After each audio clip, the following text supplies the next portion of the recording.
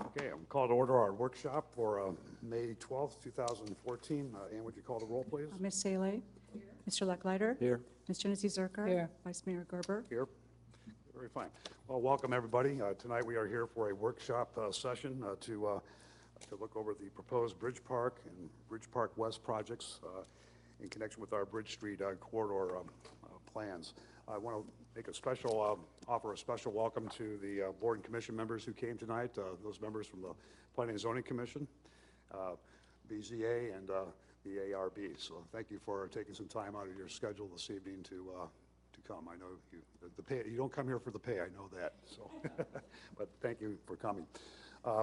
This is a concept plan, an opportunity for council members to review substantively what the applicant has done so far, and hopefully we can have some good substantive presentation and also some good discussion with that.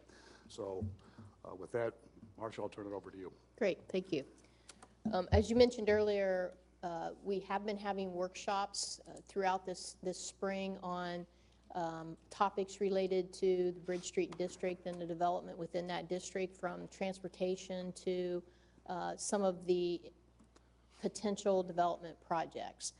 As we've mentioned, that each of the development projects that we enter into, the majority of, or the larger development projects, will require a partnership with the city with regard to some financial assistance for specifically structured parking and some of the roadway systems that are needed for the individual developments. Part of what we've had conversations with is how can we get information to council early enough or early on so that council can be comfortable with and have a good understanding of those potential developments as it relates to an economic development agreement that we would need to enter into with the developer. So part of what we hope tonight is to provide council with an update on the most current or recent thinking of the Crawford-Hoying development.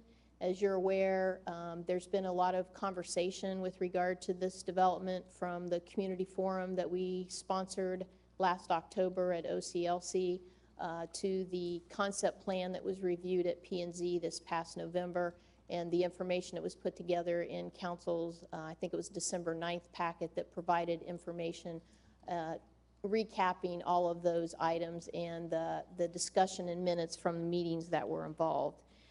As you're aware, City Council also directed staff to focus on the river corridor in late 2012. So we've been focusing on the public improvements and investment in the corridor, and it works well with or matches up with what's going on now with the Crawford-Hoying development. As you're aware, they've been assembling property on both the east side and the west side of the Scioto River for the developments that we'll look at this evening. Any of the developments that the city's working on from the standpoint of the Riverside Drive relocation and the roundabout at 161 and Riverside Drive and the parks on both sides of the river will take a lot of coordination with the developers in those areas, just because of the amount of work that's needed with regard to both the public and the private projects.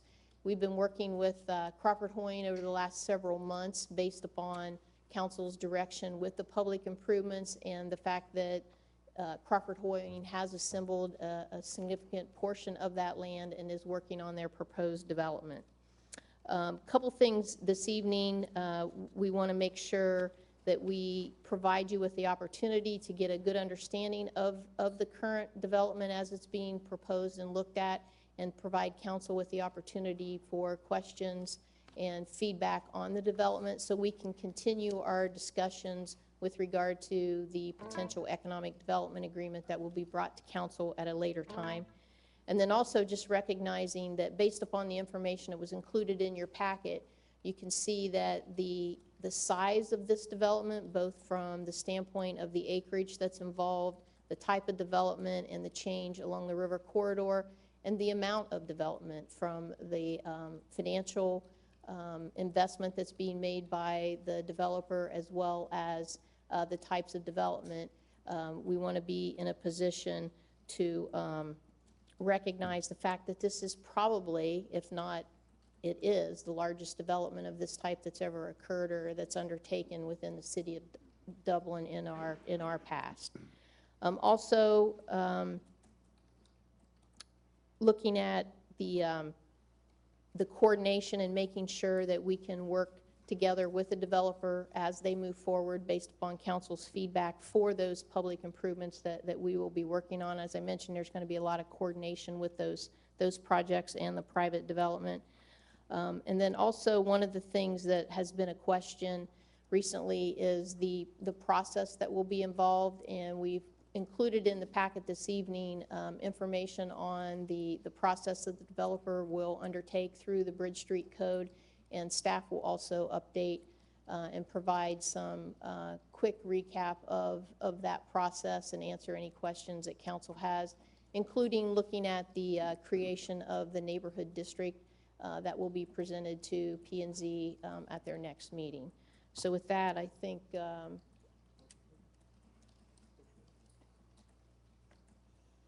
we'll have planning staff go over first initially the process that will be undertaken as far as this development is concerned.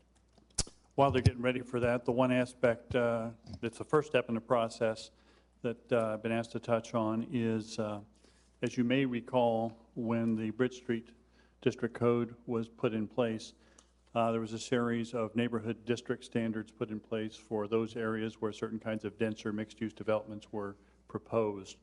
For the particular geography of the east side of the river being proposed for Crawford Hoeing, because the ownership, if you remember, was in equity for the strip center and Vrabel owned the land, we really didn't have cooperative owners who were interested in advancing the district concept for the property at that time.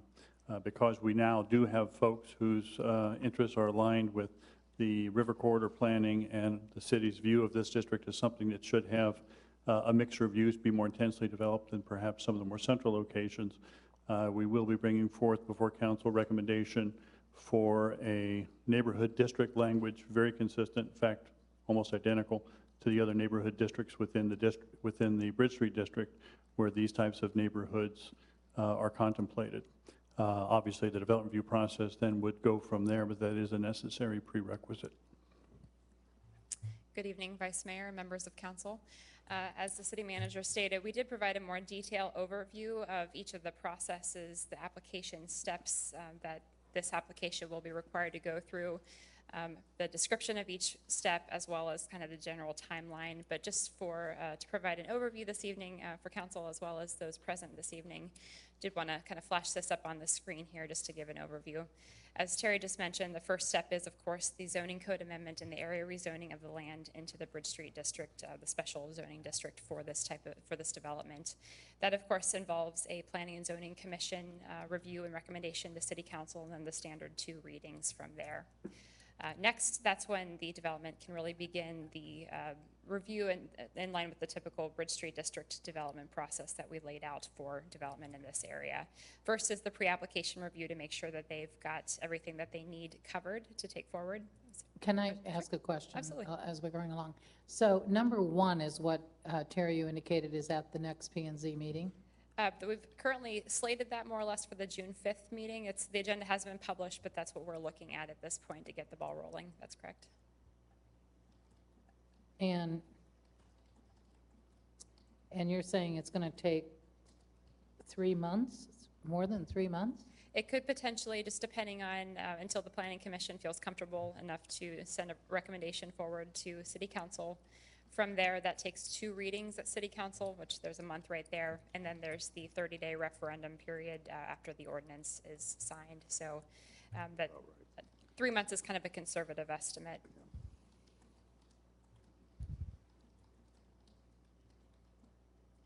Okay. As I mentioned, the next step is the pre-application review. That's a staff meeting to, again, ensure that the applicant is prepared to submit all of the required materials to get into the specific time-limited processes, again, outlined for the Bridge Street District. The first step then involves the basic development plan as well as the basic site plan. Those processes can be run concurrently or separately, depending on what the applicant is prepared to take forward. The basic development plan is kind of the conceptual street network block framework, whereas the basic site plan is more specific to the conceptual architectural character of the individual buildings and blocks as they'll be developed. That includes a review by the city's administrative review team, who then forwards a recommendation on to the Planning and Zoning Commission, and that is a time-limited review. Next, after a favorable determination from the Planning and Zoning Commission, the applicant may file first the development plan review, which is, again, the very specific block and street network framework, which again involves the city's administrative review team recommendation on to Planning Commission, who again has the final say on that application. Next is the preliminary plat as well as the final plat. That's the standard subdivision process that Council and Planning Commission may be familiar with other developments. That, of course, involves a Planning Commission review and then recommendation on to City Council. That only requires one reading. That, of course, involves the dedication of right-of-way, establishing lots, and those other elements of the public improvements. That's not a standard Bridge Street District development review process, but that is layered into the process that the applicant will be required to go through. And the final step before getting on to building permitting is the site plan review, which again is the very detailed look at the architecture, the landscaping, the signs, all the other site development specifics for each individual building as it's developed. And that, of course, involves administrative review team review and then recommendation on to the Planning and Zoning Commission, who again has the final say on those applications. And from there, the applicant may proceed with filing for building permits and site permitting for site development projects. Be happy to answer any specific questions. It's a general overview. One other item, just to make council aware, the zoning code amendment, since we think that applies regardless of whether the project before you tonight were to happen or not, is still the appropriate zoning for that area, would be something we think should move forward on its own track. Other aspects of the development review, as we've told council before, should have a basic economic development framework for the agreement in place, which we are negotiating, but we're not there yet on those elements of it. Once those basic framework is signed off by council, then we would expect those processes to move, like they have on other kinds of projects, somewhat concurrently. But that is a necessary prerequisite for heading through the formal development review process. You know, to follow up to Marilee's question, how long will this process take from step 1 through 8? Give or take 90 days. Yeah, I would estimate about a month and a half for staff review for each of the major steps, and that of course assumes that the applicant is able to very quickly turn around the application. So there is a fair amount of time that is involved, but again, it is a very significant project.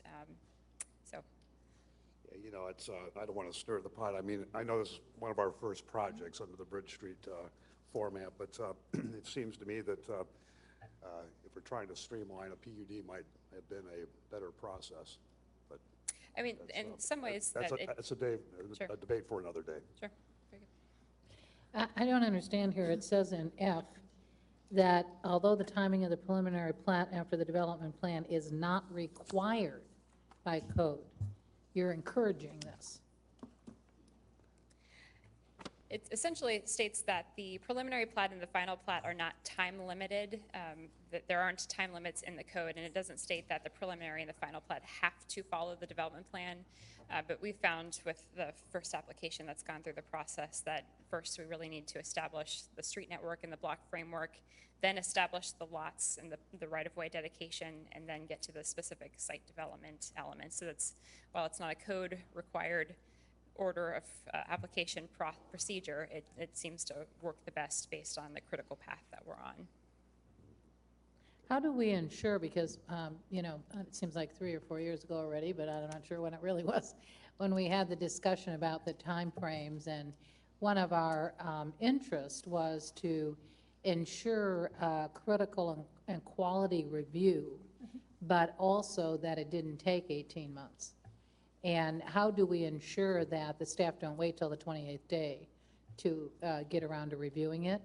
And that we also can ensure that when the staff do a review and say we recommend, or this is our opinion, A, B, and C, that the next time it comes back and they've done A, B, and C, that we don't now say, well, you know what, we changed our mind and we like D, E, and F.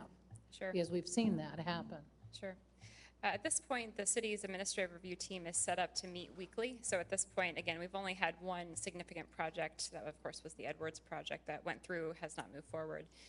But that project, we found that it was able to move forward in a total of 91 days, which it went through all of the major critical path elements from the Bridge Street District standpoint. So again, meeting with the applicant at least once a week with the administrative review team, and then again with staff, we found that we were able to work at a very expedited pace.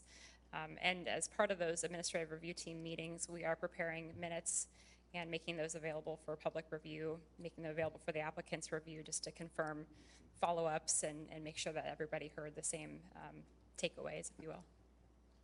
You know, this is a rather large undertaking. I think, Terry, you said at one point it's a bodacious undertaking, and I think that's pretty accurate.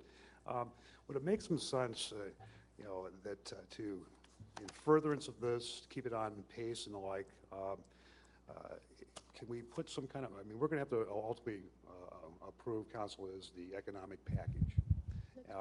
Is there a way, I mean, I want everybody to do their jobs and go through the check and balance in our system, as we always appreciate, and it has to go through, but are there steps along the way where council will be kept apprised, so we make sure that we're all on the same page, we're all sort of going toward that economic package that we're ultimately going to be approving? Yeah, and I think one of the things, any of these developments in the 4 or 5 major areas that we've identified in the Bridge Street District, we recognize that there's going to need to be continuous updates to council. The first, you know, this evening, we'll keep you updated as to where we are through the P&Z process. Now that we have a council member on P&Z, that's also a good mechanism. Also, we can provide regular updates on our review, and one of the things, I mean, we recognize the importance and appreciate the process for the Bridge Street District, and work very closely with all of the developers. And as Rachel mentioned, the ART meets weekly, and there are meetings with the potential developers even on a more frequent basis as needed. So we recognize the importance of working closely with any of the developers that are involved in the Bridge Street District in an effort to move this forward. There's just a lot of coordination throughout the process, and initially for this development, because of its size and the coordination needed between the public and private improvements, it will take a little bit of time to move through the process. Sure, that makes sense, okay. I have a question, Rachel, about step 7. Talk about site plan review. And am I to understand that is sort of the individual buildings or individual lots, or will this come in, you know, bigger pieces? We envision it just based on the level of detail that is required to be reviewed as part of the site plan review. We've strongly urged that at least be block by block, if not building by building. We can work with the applicant to more or less define that, but it is really intended to be taking a very close microscopic look at each individual building and block as it develops, really to pay attention to those details. In a sense, you could liken it in a way to the final development plan, where we're looking at the materials, the landscape palette, all those very specific elements. Okay. And one thing, at Planning Commission, we were talking about this process. Mr. Langworthy mentioned that this would be coming to P&Z. One thing the Planning Commission asked about, and it was along the lines of Mr. Gerber's question, which was, you know, what about a PUD?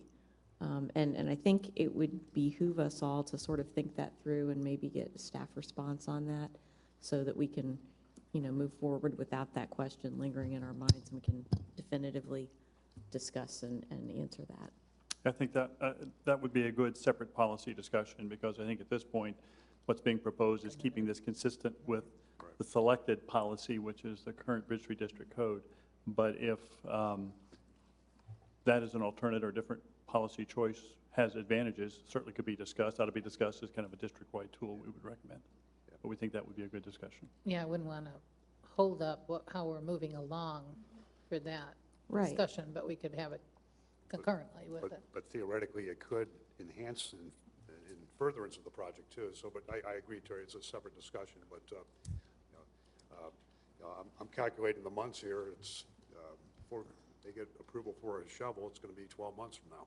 So if everything goes according to schedule, so, and maybe that's fine for everybody. I don't know. Okay. Ready for the developer? Developers representatives ready to speak to the project? Looks like Nelson Yoder is going to be representing Crawford Hoying initially. You want Nelson to speak from here? Yes.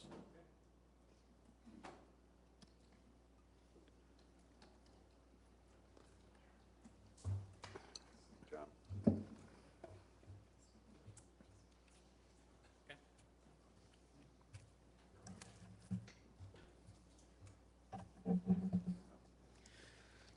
Council, first of all, I'd like to say thank you for coming together tonight to hear a little bit about the project that we've been working on for about a year. I'm excited to walk you guys through the project, try to keep it as fact-based as possible and move quickly through this. Feel free to interrupt with questions as we move forward. Just an outline of what we'd like to go over today is touch on City Council catalysts, what has made this project possible from the beginning. We'll also touch on our responses to those catalysts. An overview of the Bridge Park project scope, so just a walkthrough of what it is that's proposed there now, updating everybody here. I know Council's been, has some awareness of what we're proposing as we've done the various public forums throughout the course of the project, but this will be a good update for everyone on Council to understand what we're proposing. Design approach and walk around, we'll actually go on a quick walk around the Bridge Park proposed project to show the different buildings, heights, locations, uses, etc. The planning aspect, so how we've gone about planning the project and what's informed that. Touching on just Crawford Hoying's ability to execute on the project of this size and of this magnitude.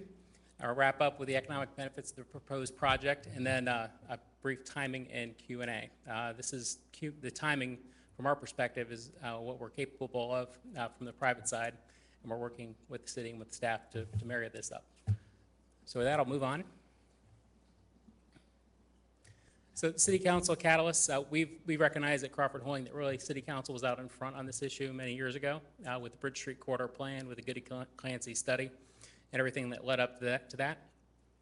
That was really the first step to this. The design framework that happened over the course of last summer really laid the groundwork for the design that we completed over the past year. And that was a very important step, too, that paved the way for land purchases as well as CIP allocations like the one that was made last October for the pedestrian bridge, the park, and other related improvements.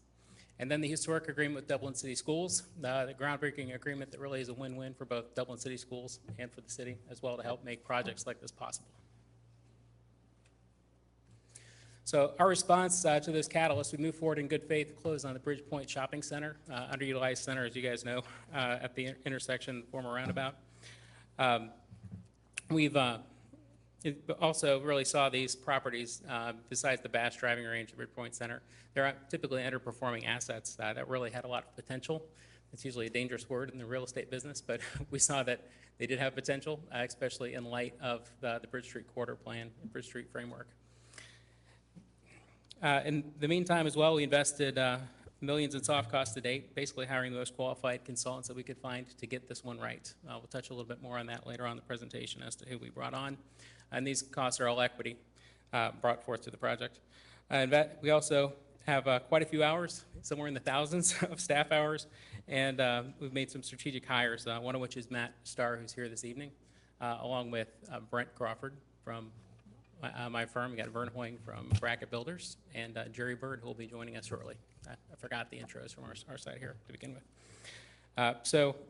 Matt Starr came to us as a nationwide realty veteran, having been very involved in Granby Yard as well as the Arena District, and we brought him on board to see this through its final execution.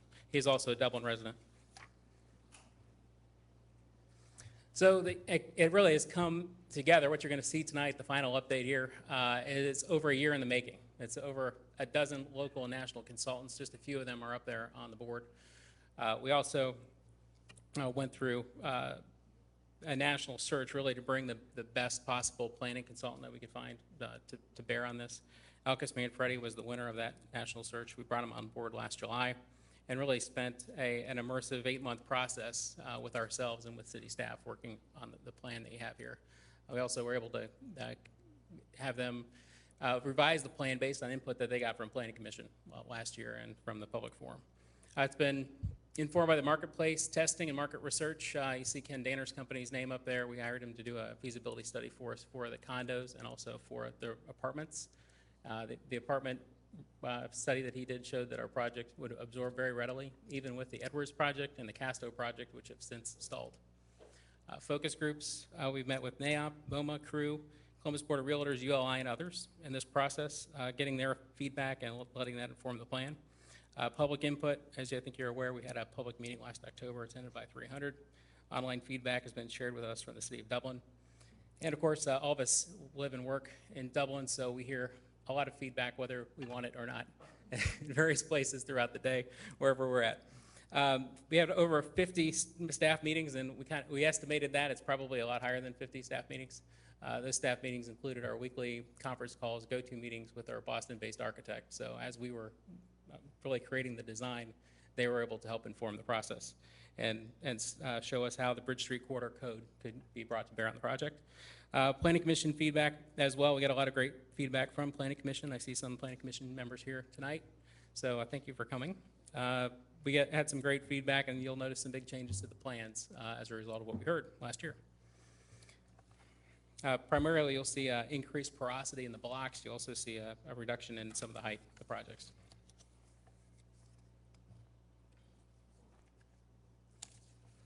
So moving on here, just unique site challenges that we have to deal with the project.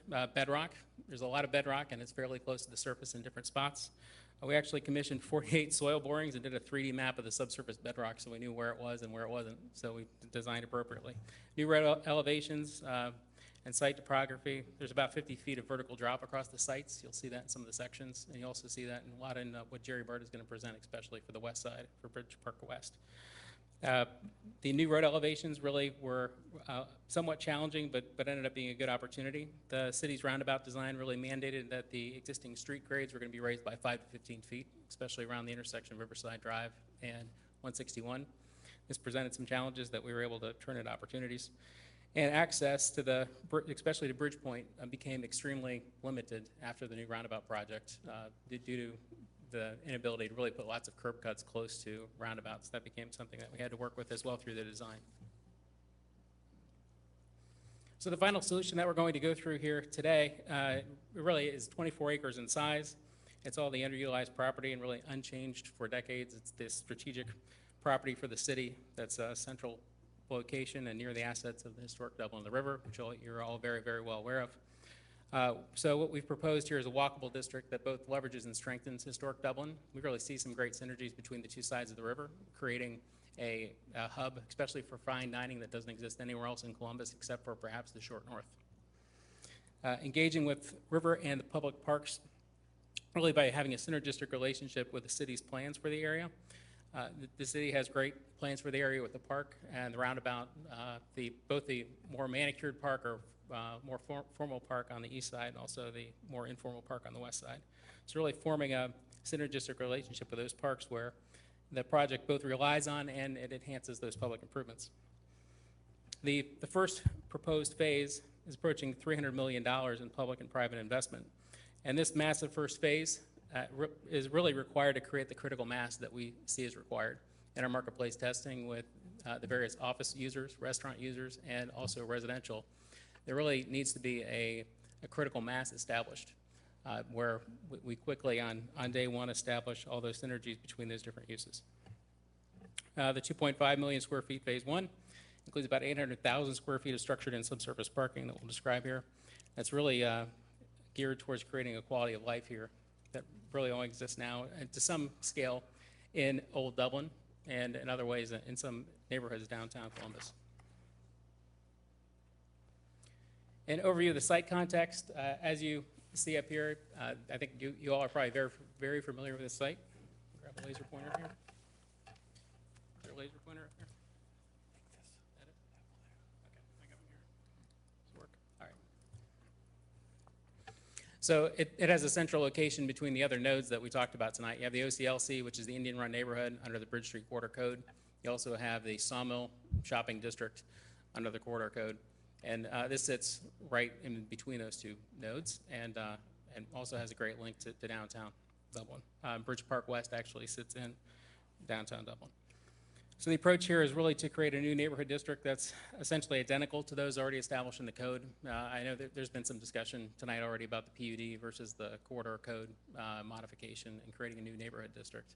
I can tell you that our approach in working through this with staff was to essentially mirror exactly what was done in the other two districts. So we weren't breaking any new ground, we really weren't creating anything that didn't already exist. We were just essentially updating the code to reflect the fact that we now controlled a large portion of land that I don't think anybody really foresaw, a few years ago when this code was put together.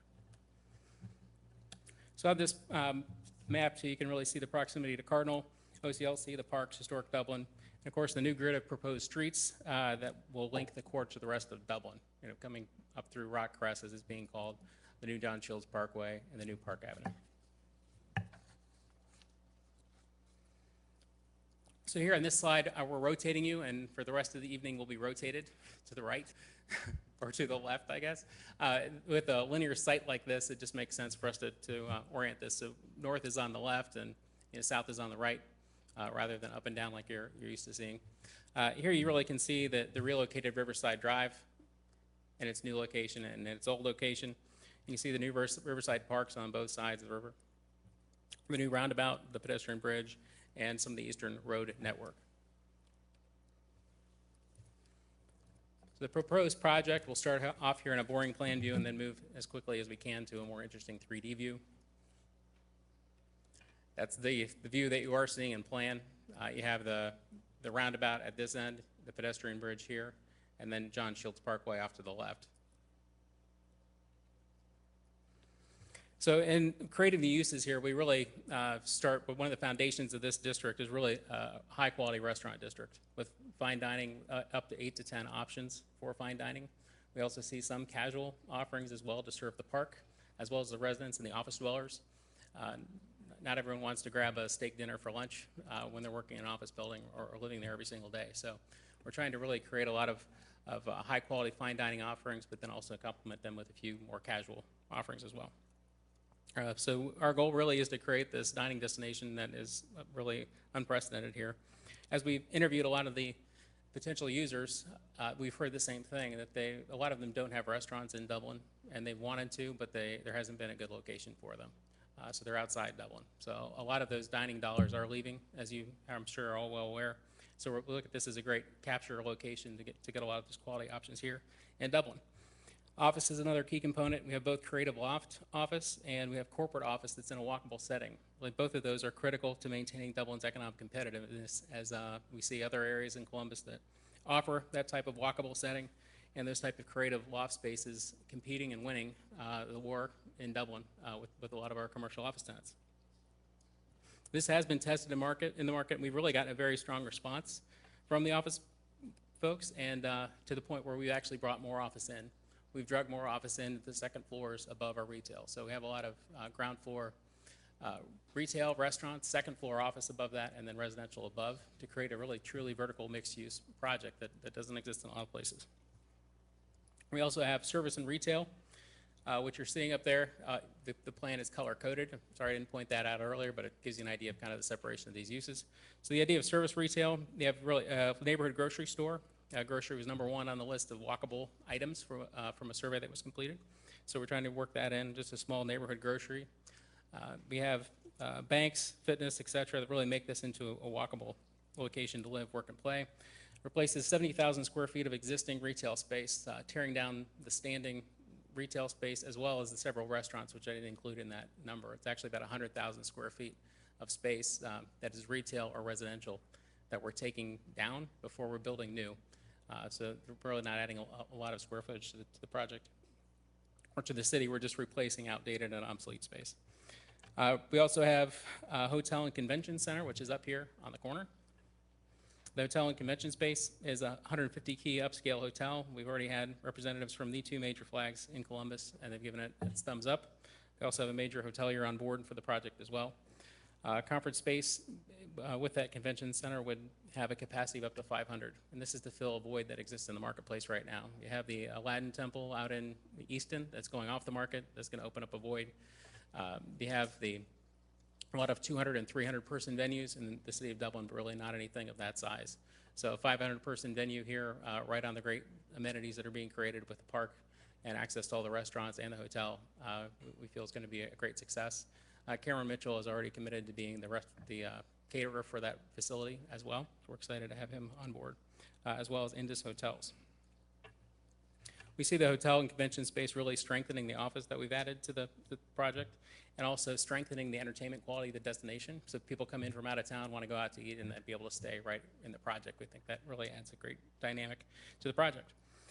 So then residential, a lot of residential in the project. I'll get into this later, but in many ways the residential actually ends up subsidizing the office due to various tax issues that I'll get into a little bit later. Essentially, you're creating a lot of value and not a lot of parking demand in the process of building residential. We have condos on both the west side. The west side is all condominiums, and over on the east side, this back block is condominiums, ranging in price from $300,000 up to over $1.5 million condos. 1,000 square feet in size up to 5,000 square feet in size. A lot of rental as well, but rental all the way down from the young professional geared units at $750 and 500 square feet all the way up to 2,000 square feet and $3,000 a month for the very established empty nesters that are part-time Dublin residents.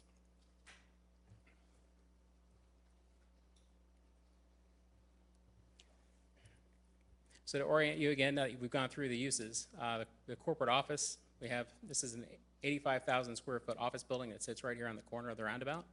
This is the 20,000 square foot convention space that holds up to 500 people. We have the 150 key hotel, which has a rooftop bar and a rooftop pool, which you can see suggested there. Then you have ground floor that will become fitness and retail with residential above. Residential above parking in the back. As you work your way further over here, you have a ground floor restaurant, second floor office, third through fifth floor is all residential. And then this is really the core of the project. Park Avenue, which we'll see again here in the plan shortly, really forms the hub of the project. You have commercial wrapping Riverside Drive and really adding to the park, but then beyond that, we try to pull that back into the project and create a really exciting, dynamic, double-loaded retail street that should have a great sense of place. That'll really add to what's in downtown Dublin today. This is a pure commercial office building. It sits here on the corner. It's a four-story building, ground floor retail and restaurant. We envision 2 restaurants there at the corner. That's one that Cameron Mitchell has earmarked for himself on the first floor at the corner of the pedestrian bridge. There's 3 floors of office above that. You work your way further up Park Avenue here. You have a loft building, which is a mixture of residential that could go condos, depending on the environment over time. Ground floor residential. You have a mixture of first floor retail, second floor office, and more residential as you work your way back. So this is the neighborhood grocery with residential above. And then as you work your way to the back of the project, you can see the condominiums that are suggested by the lower scale. And this is a residential project here as well, you see. So in terms of the initial phasing, this breaks down in one rather busy graphic, I apologize, what we envision as the initial phases to this project, everything that is in red, and really touches on everything that I just went through and talked about. So you can see a total of 2.36 million square feet. A large component of that is the parking, at about 400,000 square feet of condo, 750 residential, banquet, the hotel, fitness, retail, restaurant, etc. Bridge Park West, you can see very well in this image as well. That's the 41 condominiums and approximately 20,000 square feet of office and 15,000 square feet of ground floor restaurant right in Old Dublin on High Street. Yes. So on the west side, the Bridge Park West condo, that is pulled, that's not where you were originally talking, right, Jerry? So what is closer to 161? Jerry's project is the one that you're talking about. So Jerry's project would be right here, the one that he came through ARB. That sits down. So that still exists? Parcel. Okay. And to help get your bearings as far as where you're at, Oscar's sits here on the corner. This is North Street, and the public library sits right about here. And Jerry's going to get up here in a few minutes as well and help walk you through the Bridge Park West. We're working with him as the architect on that project.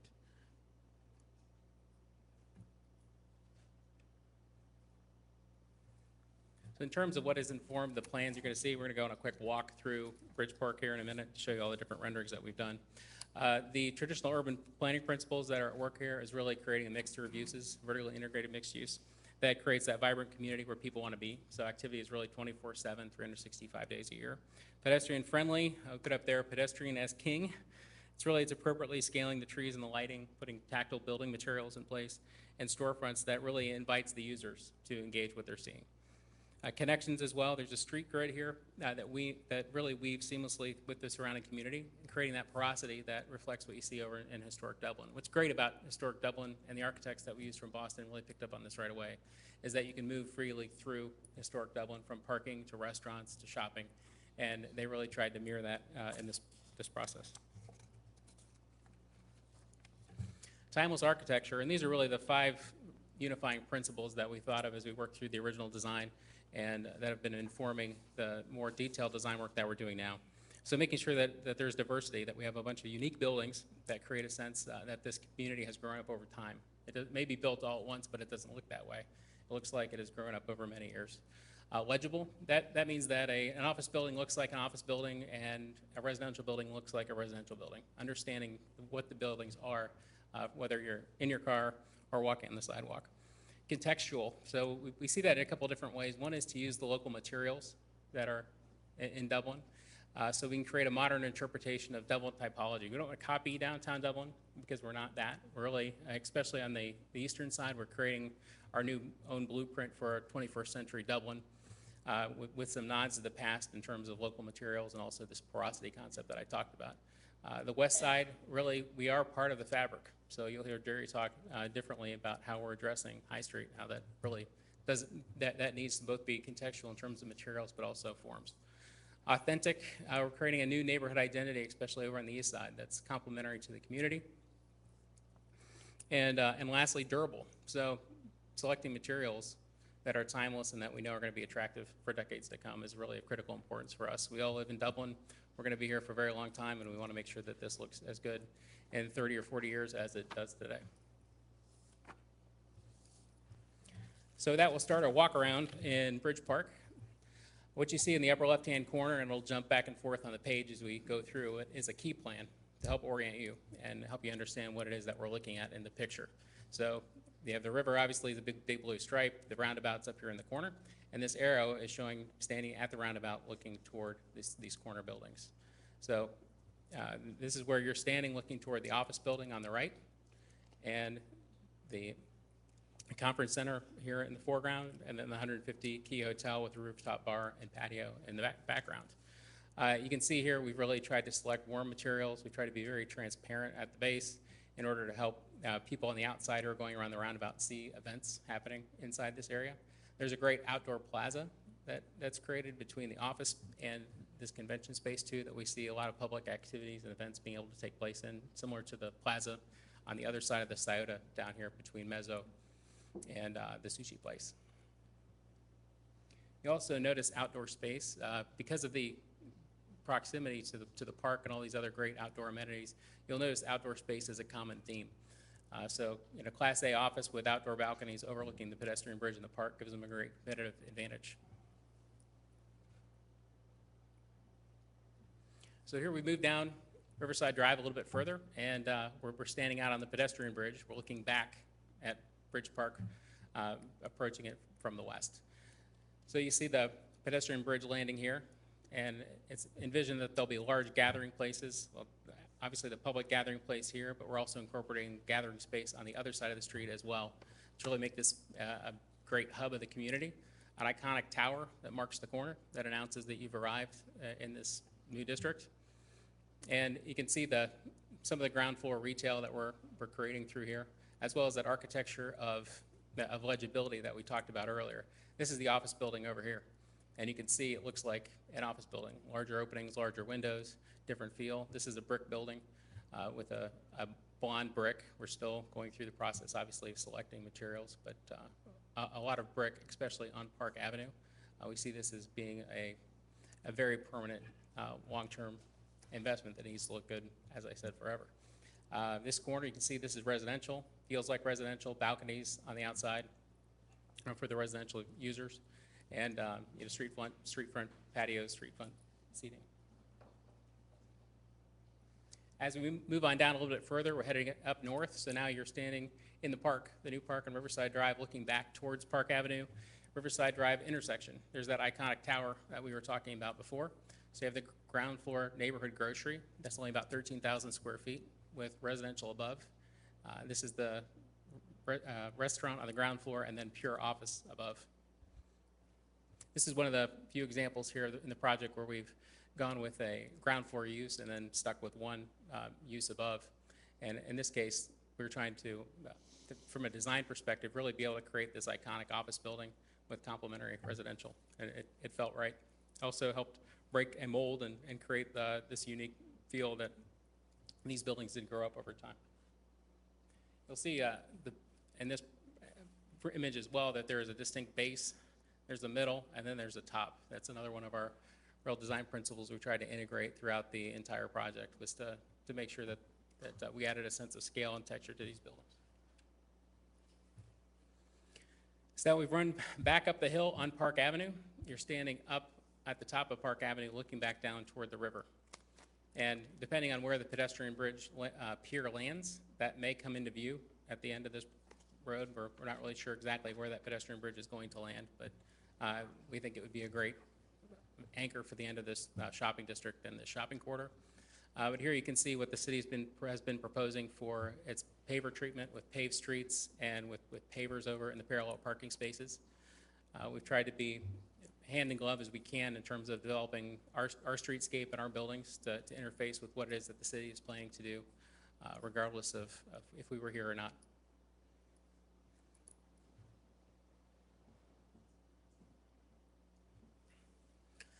Now we've gone just around the corner and taken a look back at that intersection that we were standing in a moment ago. You're standing on Mooney Street, which is up at the back edge of the plan. And you're looking at an intersection with ground floor restaurant and residential above.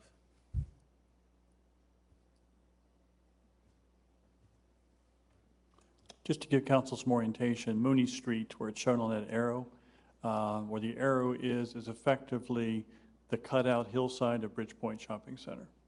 It would be hugging that hillside, would be where Mooney would be.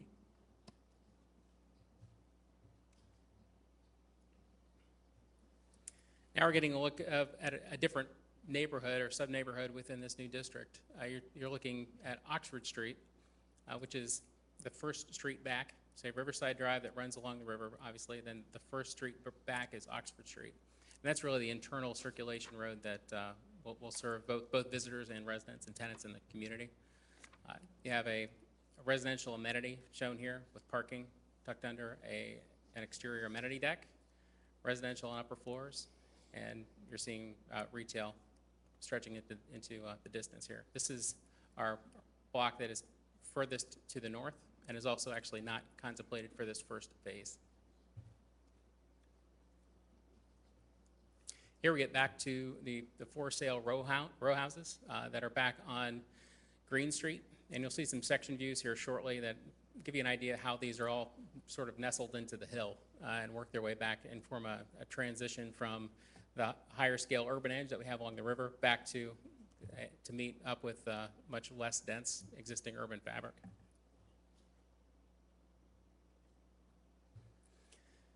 Last image I'll share with you before I turn it over to Jerry Bird is standing in High Street looking across the river. So now we're over here. I'm sorry my arrow has disappeared, but we're standing over here looking toward the pedestrian bridge landing.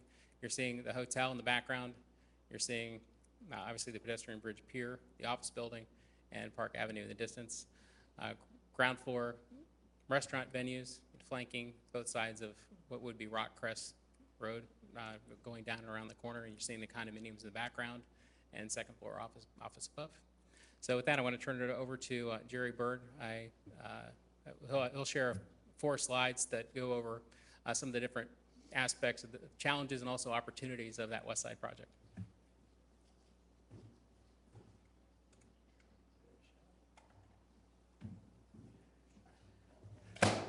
Ouch. Right.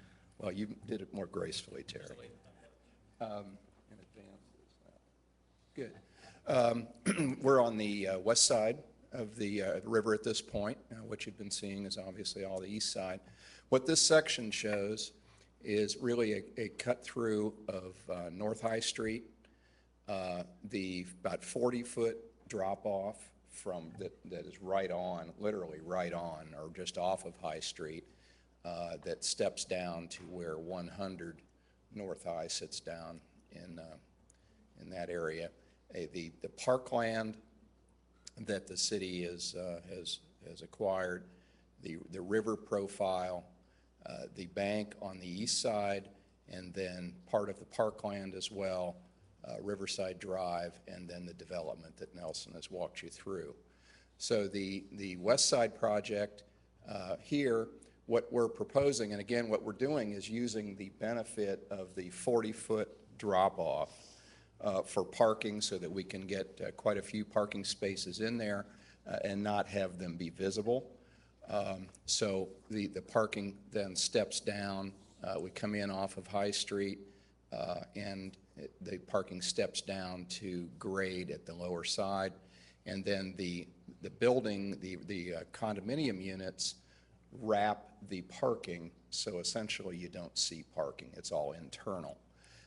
The scale of the building at the front along North High Street, and this is a concept for that, what we felt was appropriate because downtown Dublin, the historic district in downtown Dublin, is really quite small. I mean, there's only a few blocks in any direction. And what we wanted to do was to perpetuate the character and quality that you presently have, reinforce that, and not really interject a more contemporary style or anything that, you know, could have trend to it, if you will. We wanted to maintain that continuity to reinforce the downtown feel of Dublin. This is the north side. This is a building that actually overlooks Indian Run and High Street. This is the entry into the parking garage, which we wanted to downplay, make it more pedestrian feel, even though it's, you know, it's got an automobile use. It needed to feel more carriage-like, I think, more scaleful. And then we have these essentially glass slots between the buildings so that the buildings read separately as you go south. This building, this component, also a very important component in that it is on High Street. It also is a corner piece to the park and to the pedestrian access that leads down to the bridge. So northbound on High Street, you're going to see, you know, this edge of the building, and it's the arcade wraps around. Likewise, southbound into the downtown, we want to announce the downtown as we cross Indian Run, so that it creates a statement as you come in. So this is a concept, the retail on the first floor, and then office on the second floor, 20,000 square feet, as Nelson said, with the entry to the office building being one of the slots between the buildings. The exterior towards the rear, and again, this is just one of our studies, but essentially what we're doing is establishing a ground floor plane. We have 4 stories of parking deck with condominiums wrapping that. What we'd like to do here, this is approximately the height of the High Street. So what we're really doing is creating a break in the verticality of the building at about the High Street side. These components step back, and you know, we're going to be incorporating brick, stone, and a lot of balconies, a lot of glass. This is more contemporary, partly because there's no context for buildings higher than 2 stories in Dublin, so we felt it more honest and really more straightforward to go more contemporary here, but to again avoid trends, be pure about the materials we select and consistent with the materials of downtown Dublin. That's great. Okay. Is that it? Good.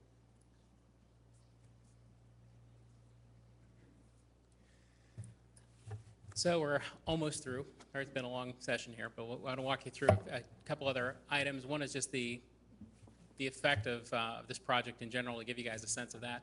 And then we'll go through Crawford Hoying's background, as we talked about, our ability to execute, talk about milestones and dates. The 5-minute walk, this 5-minute walk circle is pretty obvious, but essentially from the landing of the pedestrian bridge, you can hit most of downtown Dublin as well as the entire project. So it's pedestrian friendly just by default. Bike parking and connections and coda parking and connections, these have been things that have really been on top of mind for us as we start to work this through. We see that as a trend of the future, as I'm sure you're all well aware. And what you're seeing here is bike parking locations throughout the project. We also have identified some potential coda routes. Coda's park and ride, of course, is being relocated potentially up to here. Discussions ongoing with Coda and the city now to do that. So we're trying to interface all this into our plan as much as possible. So the macro scale benefits of this whole approach, it's less land consumptive. We're in an area where new utilities are not being extended to it. And we're also able to make the best use of all these various infrastructure improvements that the city is making.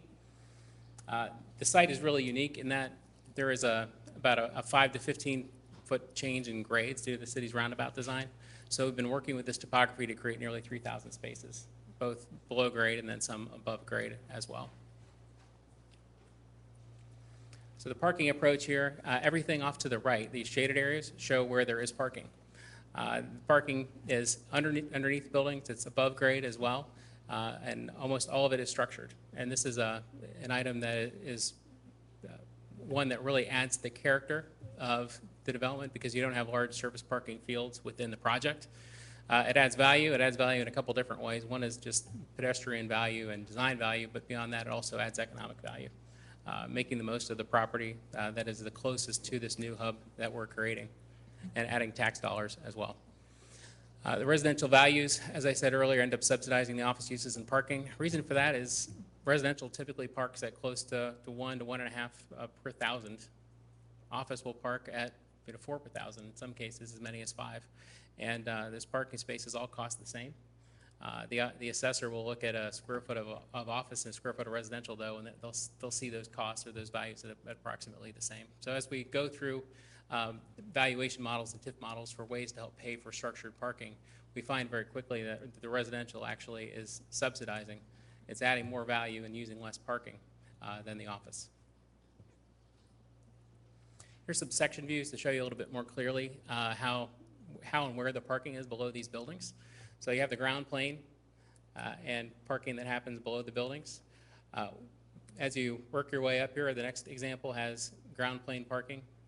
And typically, Riverside Drive elevation, as you get towards the roundabout, is being raised to make the mechanics of that roundabout work. So essentially what we're doing is we're filling in the hole instead of with a bunch of soil that we have to bring in to fill in the hole. What we're doing is we're just erecting some retaining walls around the outside, we're putting a lid over it, and we're creating a building site. That's what's really unique about this particular site. In other areas, we're popping above grade for above grade parking structures. But where we have those, we've typically shielded those parking garages on the long exposures on the long ends so that you don't stare at the side of a parking garage. The ends are open for these above grade garages to create some natural light and natural ventilation, so we're trying to get the best of both worlds with this design. This section also shows pretty clearly how we start stepping up the hill to meet the existing residential, and you see the 4-story and 3-story for-sale condos with tuck-under parking. So parking is accessed from behind, and then this is the typical urban streetscape with lights and trees and sidewalks, et cetera. The front doors are always out on this side of the building, with parking being accessed from the rear in a shared auto zone. You can also see the bedrock, so the dashed lines that are indicated here, that's the location of bedrock that was determined through all the borings that we did. This is another view of parking. This example is through the hotel. At that side where we're closest to the roundabout, we actually have room to put 2 full decks of parking in. and still meet up with the existing grades, or the new grades. A few diagrams to show you what exactly this looks like and how many spaces we're talking about. So 1,463 spaces are being created just in the block where we're south of Park Avenue and we're west of Mooney. That's the upper level. That's the lower level, 810 spaces.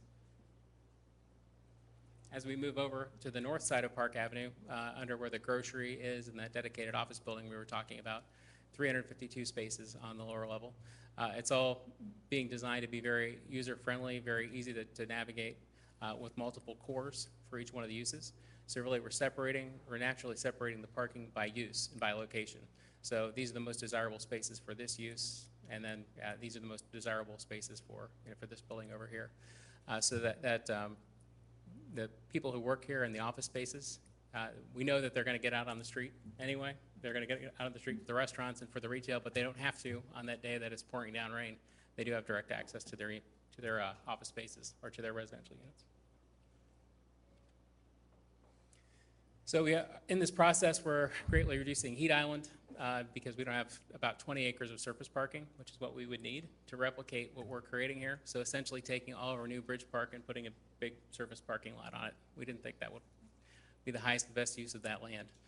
So it's been pulled under the buildings instead. We're also reducing heating and cooling consumption. We looked at a lot of other environmental options. We're still looking at some zero grid lighting options for the garage.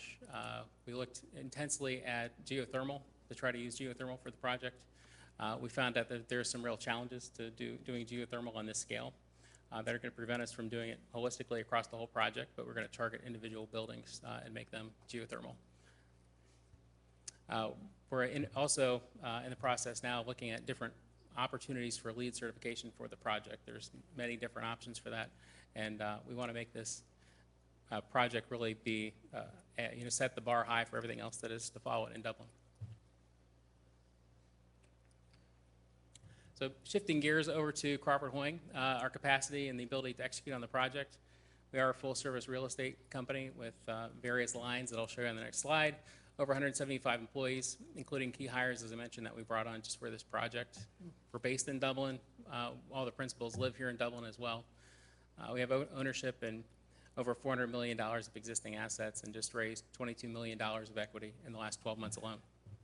We also have equity and debt sources that are ready to commit to this project.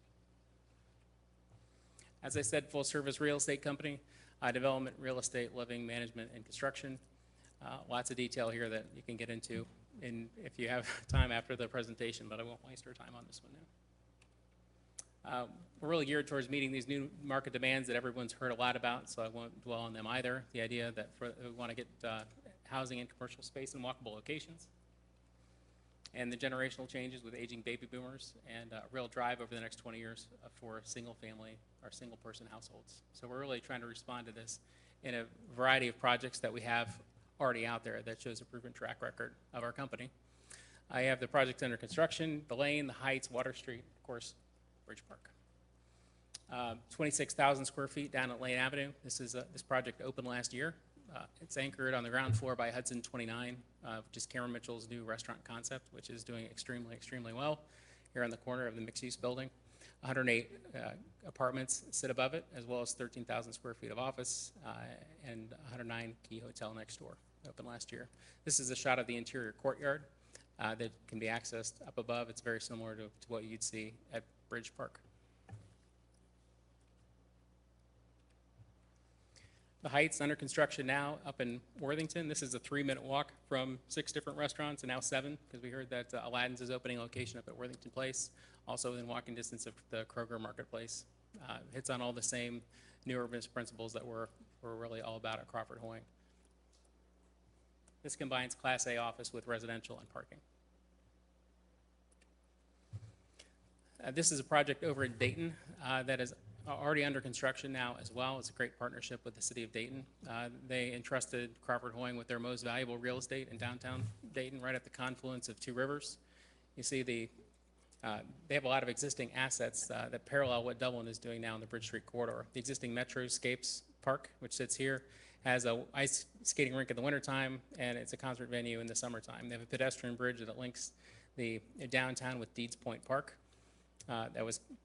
that sits right across the river, right at the confluence of the river. So we're redeveloping the city's waterfront now. The first phase is already in the ground.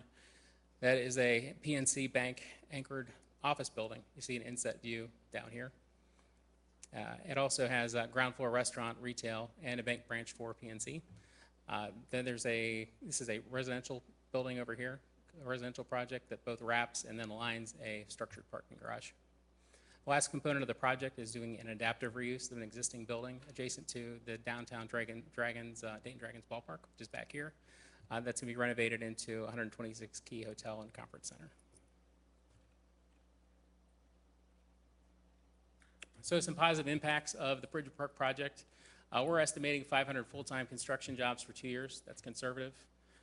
We interviewed many CMs to help come on board and help execute the project so we could bring on this much construction all at one time. We've engaged Continental Building Systems to assist us with that. So Bracket Builders will be constructing the hotel and the office building as well as Bridge Park West, and Continental Building Systems is coming on board to execute the rest of the project, overseen by Bracket Builders and by us at Crawford Hoying as well. Creating permanent jobs, 400,000 square feet of new commercial space, conservatively house over 1,000 full-time equivalent jobs. We think the number is going to be a lot higher than that. We're shooting as low as we can to make sure we hit these numbers. So we see the project really as being transformational and catalytic for obvious reasons. Sustainable project, strategic, both in terms of where it's located and as well as positioning Dublin for continued growth and economic competitiveness. We see it as realization as close as possible of the Bridge Street corridor vision that was set forth by current and past Dublin City Councils, and really capturing the value of all of Dublin's existing assets, especially this historic core and the river. So milestones and timing, we'd like to hear council's input on the project since it's our first formal opportunity to get in front of you to talk about this. We look forward to hearing that either tonight or in the coming week or two.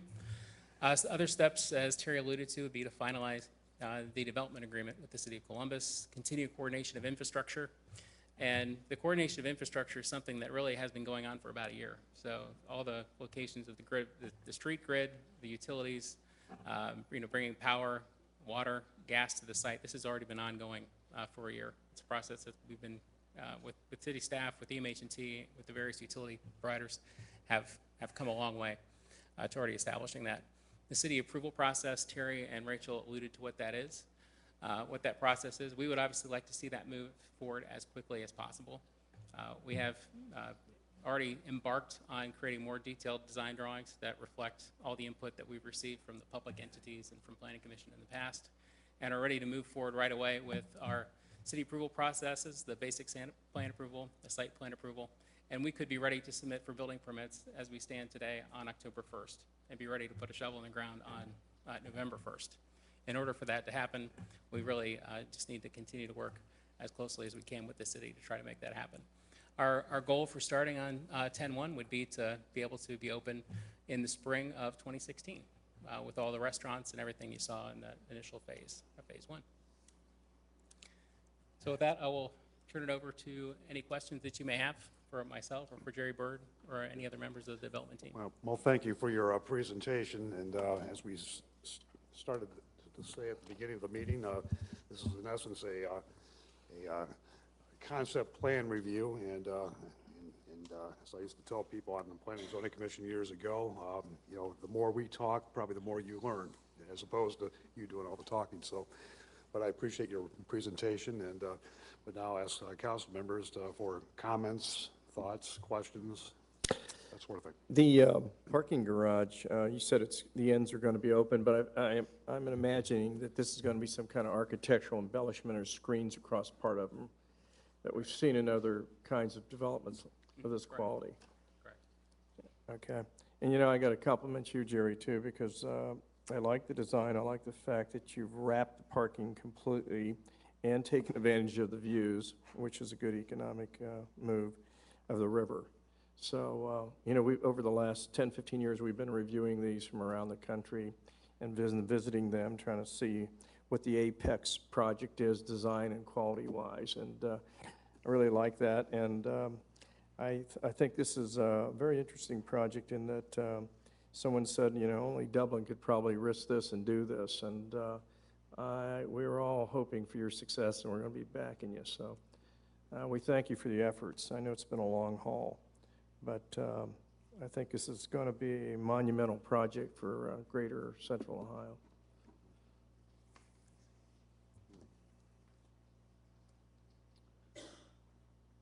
Well, I have a question. With respect to the residential, you mentioned condominiums and apartments. How many of each, roughly? In the initial phase, approximately I'm 100, talking about the, I'm sorry, I'm talking about the east side of the river. east side of the river, there's 102 condominiums on the east side of the river that are back in the Okay. transitional district in the back. And of that, it's about 320,000 square feet of condominiums that we have proposed. Okay. There's approximately 650 rental units in all of Phase 1. Apartments? Yes, apartments in Phase 1. Okay. And those vary in size and scale all the way from the more micro or efficiency units geared toward the first-year employee at Cardinal Health, all the way up to the 2,000 square foot unit geared toward somebody else. So there's townhomes, larger one bedrooms, larger two bedrooms, smaller one bedrooms.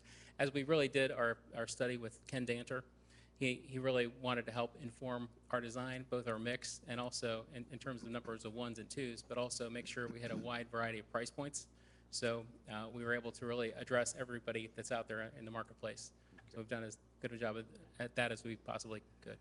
Okay. Any other type of housing besides condos and apartments? Nope, that's it. I think probably the only stipulation there would be that some of the apartments we are building to condo grade, and we're doing that with the idea that as times change and condominiums become easier to finance, that we may convert them in the future. Yeah, my sense would be, and I'm not an expert in this area, but you know, it's we've talked a lot about the changing demographics, not only here in Dublin but all over the country.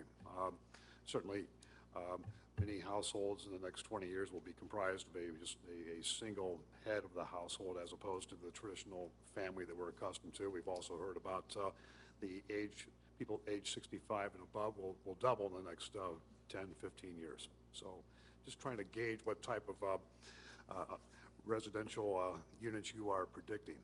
And Yeah, I think that's a big contributing factor, just exactly what you said. We're watching the same trends that you are.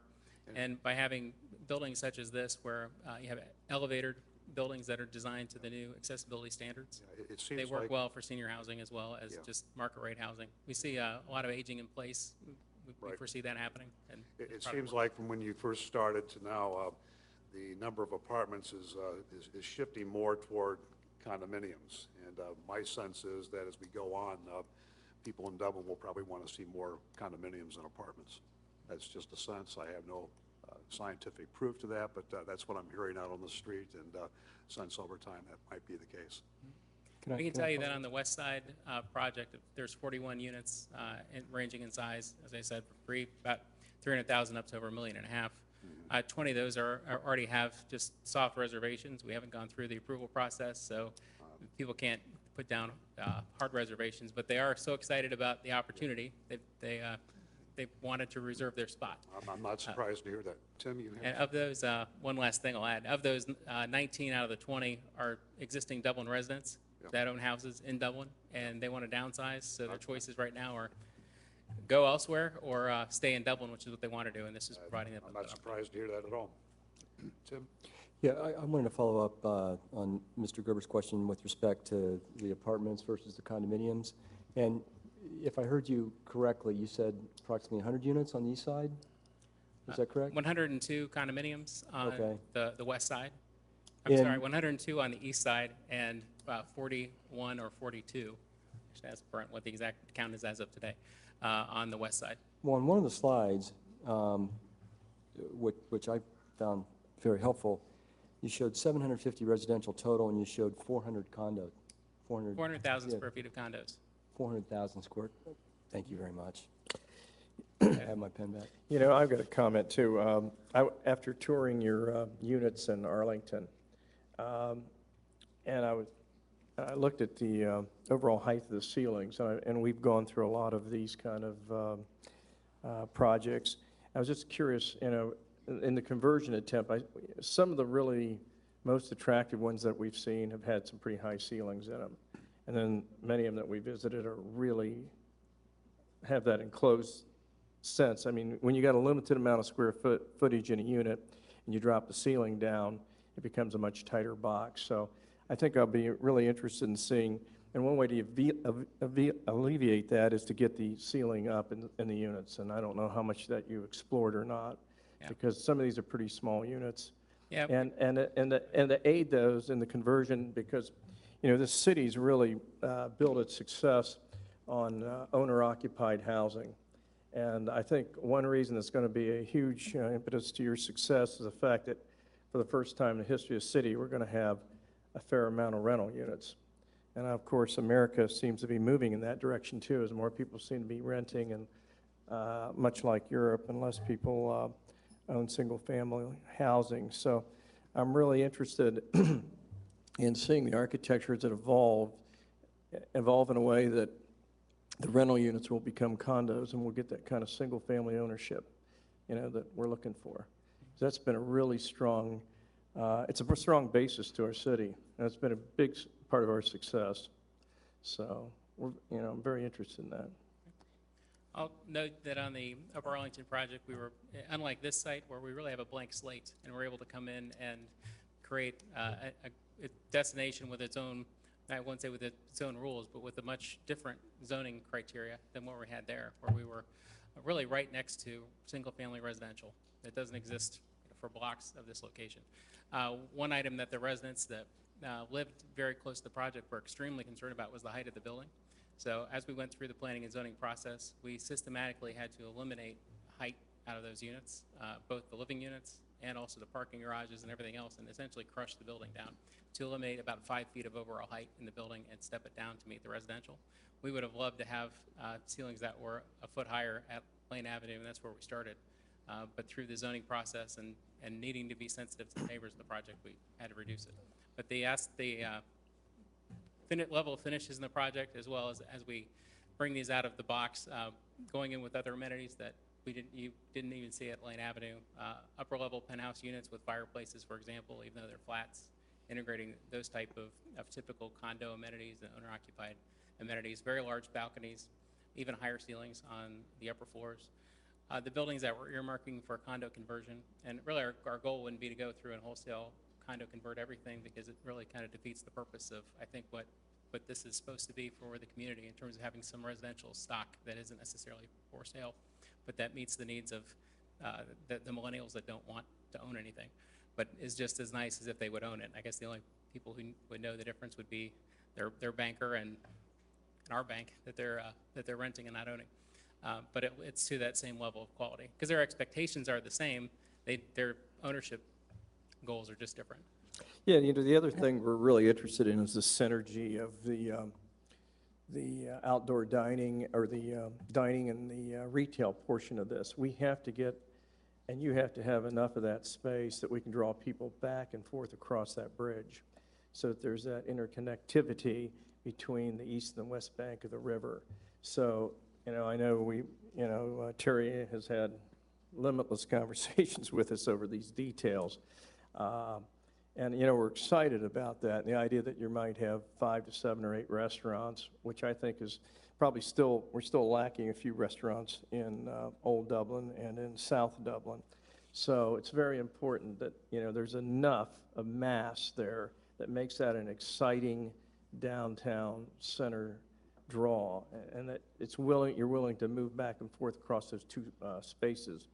And so that's really an important consideration in seeing that that's developed to its fullest potential, because not only is that your success, that's our success, because if that doesn't happen, it's not going to be an exciting space. So the fact that you've got to have those leased up with very interesting restaurants and maybe boutique bakers and whatnot, to get that kind of draw for young people who want to live there. So we're very, very concerned and interested in that lower level of your project.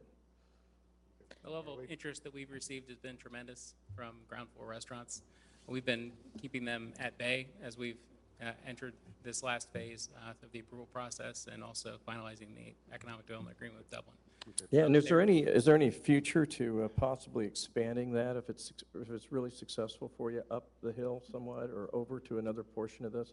Yeah, as I mentioned in this earlier slide, essentially we're taking, can I get this mouse up here?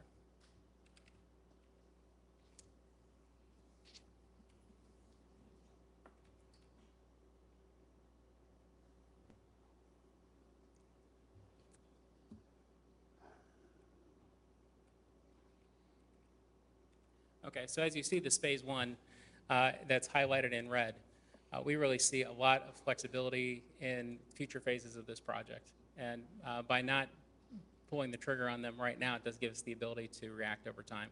So if the additional restaurant activity along Riverside Drive becomes very important, we can modify plans as we move further north outside of the red area. And then really as we start heading further to the east, where the new Sawmill Road extension is going to continue through there, that could evolve over time. That's land that we currently don't have in our development plans. But it is our goal to really keep this area as activated and as energized as possible as you work your way up Park Avenue. So it does set the tone for the future. And they may not redevelop immediately, but hopefully they do redevelop over the midterm, and can become more of an extension of this vibrant corridor that extends all the way to Sawmill. Yeah, the other aspect of this that's interesting is you got 60,000 feet of restaurant, and then have you got any interest in the retail side of it, which is equal to the restaurant side? Is there anybody banging your door down? Yeah, we have a user that will serve like a spa function essentially with I forget what exactly you call it. They call it like a blowout bar as well as a salon and a spa, that type of a use. Fitness users as well. We have had a lot of interest from fitness users to be back in the site. As far as other specialty retail or banks, coffee shops, those types of users are very interested. Besides the just pure restaurant spaces, there's not a lot of retail activity that's happening out there. They're more of the outliers when we get a request for information from them, because retail in general is downsizing. So when you look at what area we really have as pure retail, it is very small. Is really the retail component of this project is really mainly focused towards personal services. So it's something that's more experiential. It's not somewhere we're going to go buy something. It's somewhere where you actually have to go to experience. Okay. Marilee? I hate to sound like John usually talks about this, but I understand about the retail being problematic at this point, and we're going to be down to 5 retail stores in this country, I think, pretty soon. But I'm wondering that one of the things that I do think that people are looking for when they're out at restaurants or out having a drink or walking around and entertaining themselves is little galleries that are, are specialized in art or in local artists and all the things that John normally talks about. But I do think that there is an interest in that. And I think in what we're trying to create here is that kind of clientele who would be interested in that. And so I would encourage you to think in those terms as opposed to traditional retail, and perhaps meet with David Gantz here from our Dublin Arts Council and look at some of those kinds of things that are even art galleries, that they don't all have to be in the short north. They could also be in this kind of a venue.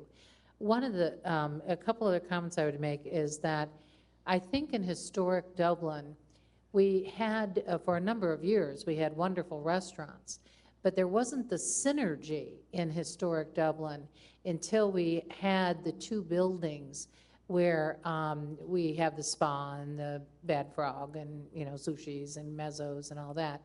And where, it was kind of made you feel more, it was closed in, and you had the green space there and you could walk around and you had tables outside and you saw people interacting with the environment and with each other and the waterfalls and all that.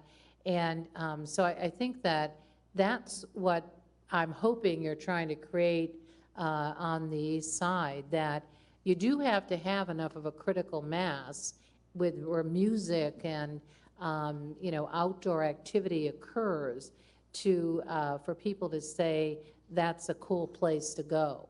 And sometimes maybe the actual restaurant might not be as good as you might expect it to be, but you're you know, you're enamored by the environment that you're encountered with.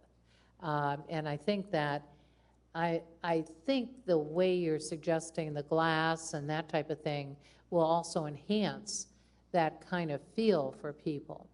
And although I agree with what John's saying, has historically been the ownership issue for Dublin that's been its success, I think in this section, I think you even mentioned this, that we're trying to marry that individual owner with the rental person who is more of a global worker in many of the companies that are here, or even many of our our children, or our not so young children, but our children that aren't interested in purchase because they, you know, they either don't make the money to purchase, or they don't want to make that commitment. You know, they want to have more open opportunities in their life than ownership might give them. So I'm not quite as sold on initially having to need. Now, we know our age group definitely wants to move down there,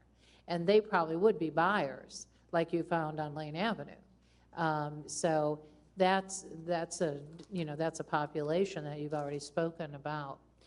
I have to say that this these yellow groups in the back, they seem very boring to me, and I don't see anything interesting that so far. Now maybe, you know, in some other context you are doing something interesting there, but it's like you've got beautiful buildings and great energy going in the front, and then you stick a traditional apartment look behind it. And so that isn't really what we were looking for, and if that's what that is, or if that's just squares for the purpose of demonstration.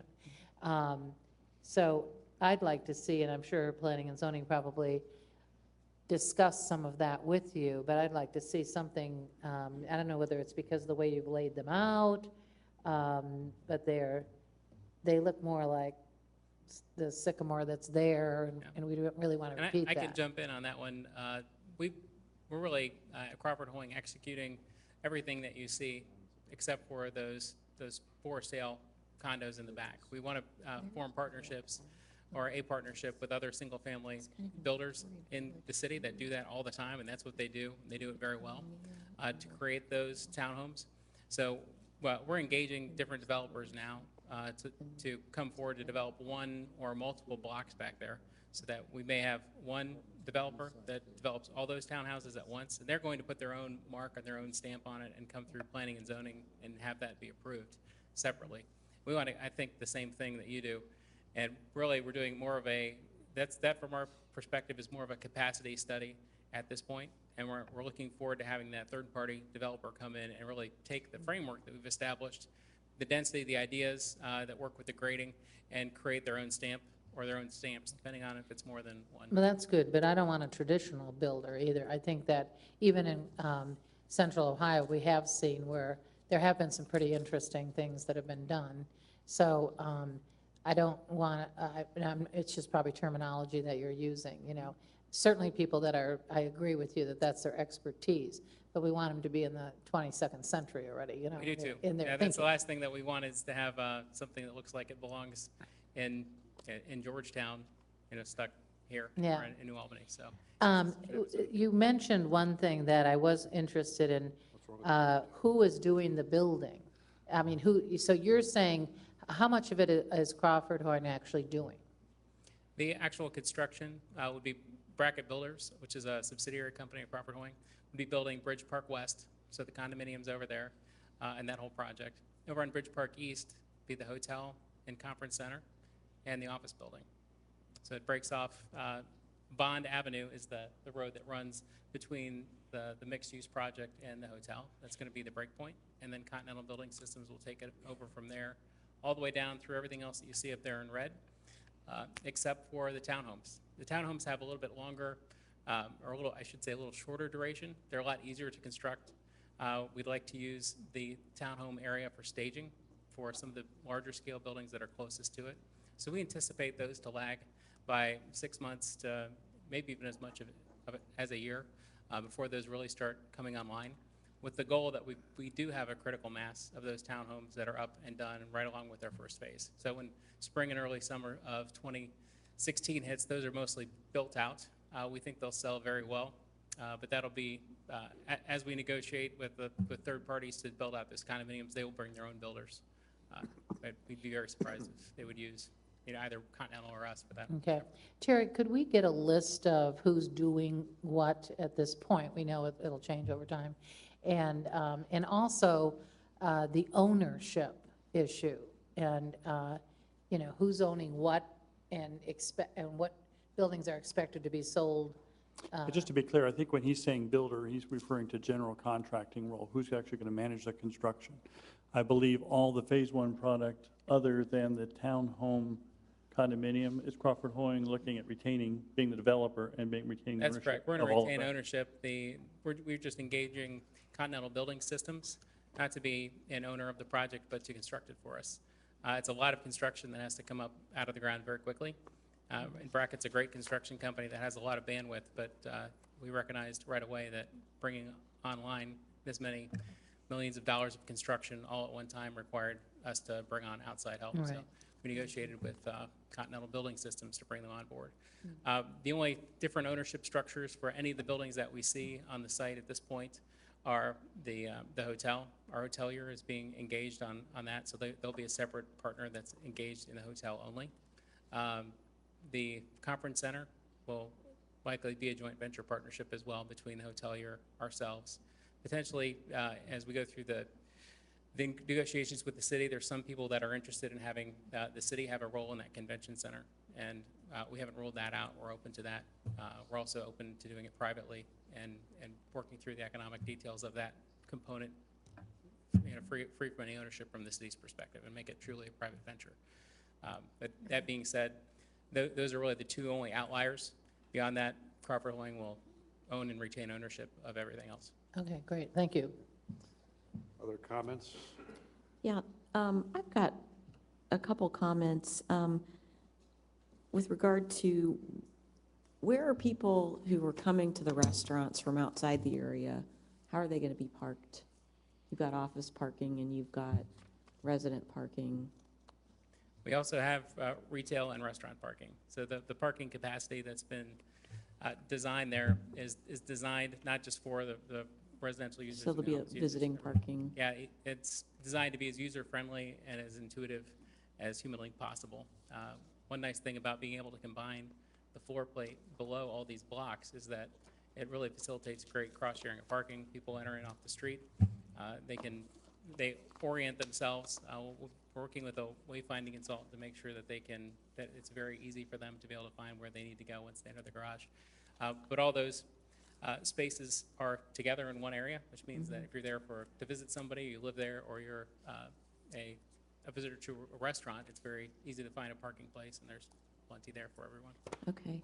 Marilee, you reminded me of something that we haven't talked about, but that I've wanted to talk about, and that's the idea of gallery space. Do you remember in Greenville how there was some gallery space for individual artists, and it was basically something that the city subsidized in partnership with, I don't know how that worked out, if it was the developer or the owner of the building, but that might be a partnership that, could be exciting for us, just, maybe, I don't know, somewhere in here, because that was something I know we all really liked that idea, and I'm sure that there are artists that would jump at the chance, and having actual creative process going on could be really, really interesting for visitors to the area, and as well as the residents and the office tenants. I believe the Arts Council has reached out to us. We've been in some conversations with them regarding Bridge Park West, potentially ground floor gathering space and second floor gallery space in the office and retail.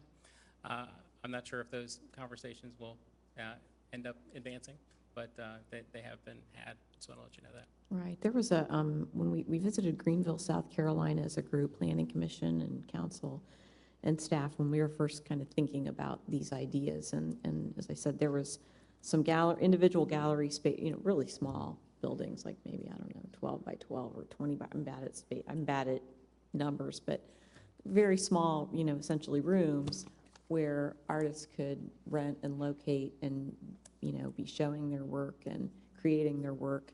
And as I said, the city was in partnership with that. So that was just something I wanted to get out there for thought.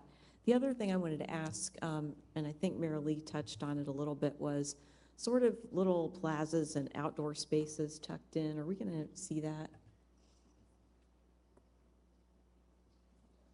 Yeah, absolutely, and we actually went back in after the fact and added some back in because of that. Open space has been a real critical part of this planning process, not just open space within, 'cause obviously there's plenty of public open space, but creating little pocket parks. Right. That's what Our I'm design guidelines, which we didn't include in this presentation and obviously should have, touch on where those open spaces happen and where those cool plazas are, the gathering spaces for before and after. The most recent one that we added in, you can see in this rendering here. Back up a little bit. Well, first of all, this is going to be a fantastic outdoor gathering space right at the corner. It's between the active spaces of the hotel and the outdoor eating space of the conference space, and as well as the office. This will be a fantastic outdoor plaza. But then as you get into the main project, with creating this outdoor node here that's on the opposite side of the road and has locations for outdoor seating and gathering is a big one. And we realized that once you got a block back away from the river, what was there to offer for that live music happening outside? So when you go meet somebody for dinner, and the outdoor musician that's out on the street corner, and being able to meet somebody before or after wherever you're going, and a hangout space, I think is how one of our partners eloquently put it. So we went back and added that in, and that's what you're seeing in one of these views here. In the foreground of this image, it's there. It's just difficult for you to see. When we go to a plan view, it might show it a little better.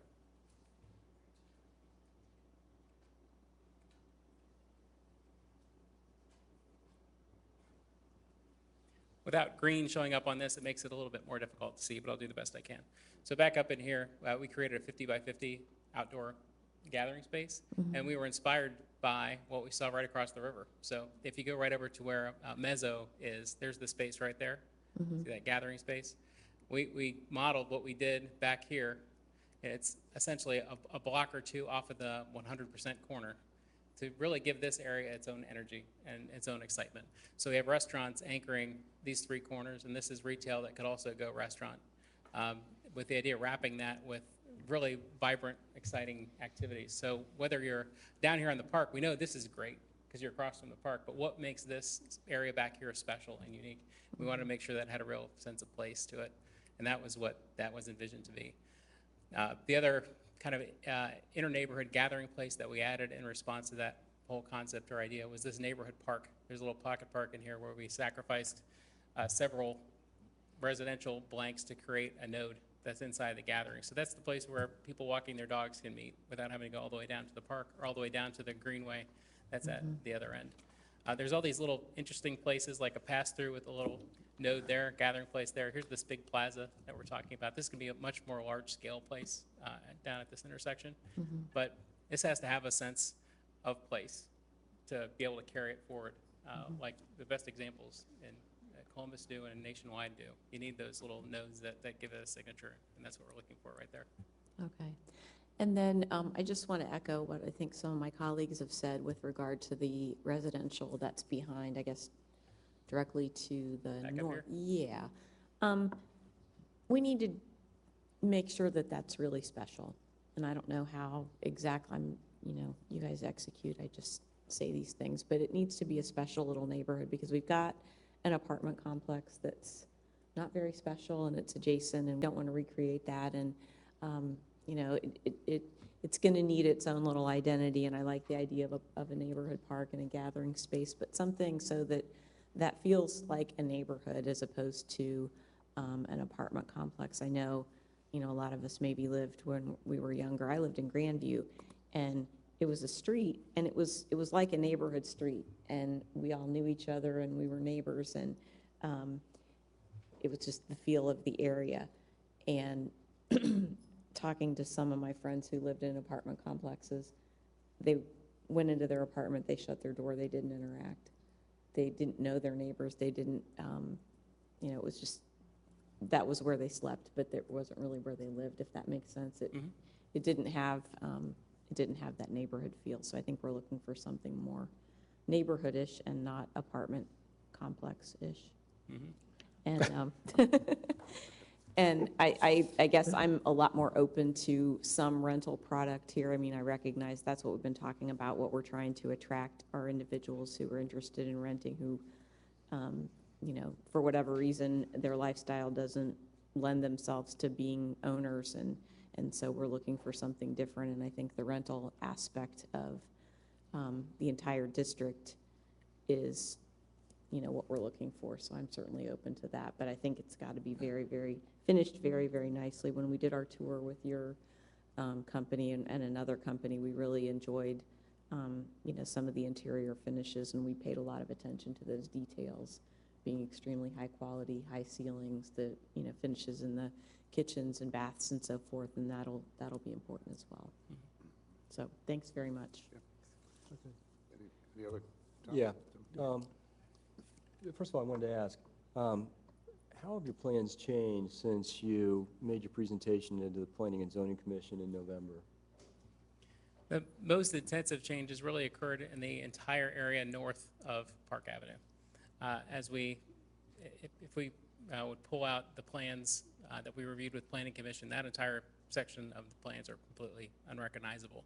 We really broke down the size and the scale of those blocks. Essentially, they were feeling like and reading like super blocks down on this end. They lacked the extension of Mooney Street, or Oxford Street, I'm sorry, that runs its way through the rest of the project. It didn't have that porous feel. It didn't have that unique neighborhood feel. It felt like more monolithic buildings. Okay. So that was a major impact between the pre-Planning Commission plan and the post-Planning Commission plan. We think it's much, much stronger now than it was at that time. We also went through block by block and looked specifically at building heights and informed building heights based on what we heard there. We looked at construction types and construction quality. And in general, and also comments we've heard from economic development at Dublin, as well as Planning Commission mentioned them at our meeting as well, the ability to have flex space where appropriate on the second floor. So we have retail space on the ground floor. We have second floor space that can be office, or it can be residential, or it can be whatever it wants to be. And then above that, we're in buildings where they're office, and they're designed that way from day one. If they're going to be residential, then they're residential from day one, and they're designed that way. So the flexibility of material types, we're using construction methods that allow for future flexibility where appropriate, is a comment that was made that they felt very strongly about. We can't always do that everywhere because economics don't allow, but in areas where we could and where it made sense to do that, we've integrated that into the current design. And maybe you answered what was going to be my follow-up question, and that was to the comments made by a couple of the commissioners with respect to utilizing masonry versus wood in your construction. Is that the answer? Our thrust now is to use as much masonry as we can, especially up and down Park Avenue, and to use more of the hardy plank, not wood, but use hardy plank materials on buildings where it's up beyond the grade plane and off of Park Avenue. So it's in areas that are, like the residential, for example, that is on floors 3, 4, and 5, above the parking structures, here and over here. Back where we're trying to create a residential feel where a nice contemporary mixture of brick and hardy panels or hardy plank makes sense. We're looking at using that back on the Mooney Street. The warmth of materials is another thing too that came through from Planning Commission, not just whether it was brick or stone or hardy plank, but what types of tones were being used. And really at that point, we had a big idea that hadn't really quite caught up with the plans, or the plans hadn't really caught up with the big idea, which is to keep everything, especially down at the grade plane, as warm and organic as possible, so that this has a comfortable sense of place for people who are coming here. They're drawn to it, to the restaurants. And then as we move above the grade plane, use high-quality, durable materials absolutely everywhere, and it's a matter of how they're oriented and where they're put. But you see a lot more warm feel to it and to the current renderings, and I think the materiality is going to get a lot more real. You look at some of the renderings of Park Avenue as you see them now, and they give you a sense of place and a sense of feel. But as we're working now with the local architect of record, we're getting down into nuts and bolts about where everything is, and we'll have extremely realistic renderings in a very short period of time that show you where exactly brick is and where exactly stone is and where hardy plank is as well. And that all line up with our goals of creating this warm sense of place. When I think of timeless architecture, and I'm speaking residentially, both in Central Ohio and places around the country that I visited, I'm not saying that I can't be persuaded, but in nearly every instance, it consists of brick and stone. So when you mention hardy plank, I'm just a little bit skeptical. And now I'm speaking of the townhomes that I think that nearly each of my colleagues has mentioned. So in any event, I mean, I'm open to being persuaded, but I guess what I envision are the residential units to the east of Goodell Park, and some of the product that I see downtown in the central city, between Civic Center Drive and High Street, with Town Street and Main Street and so forth, which I think is nearly all brick, with some accent and so forth. But I'm not seeing hardy plank. I know you have a vision, and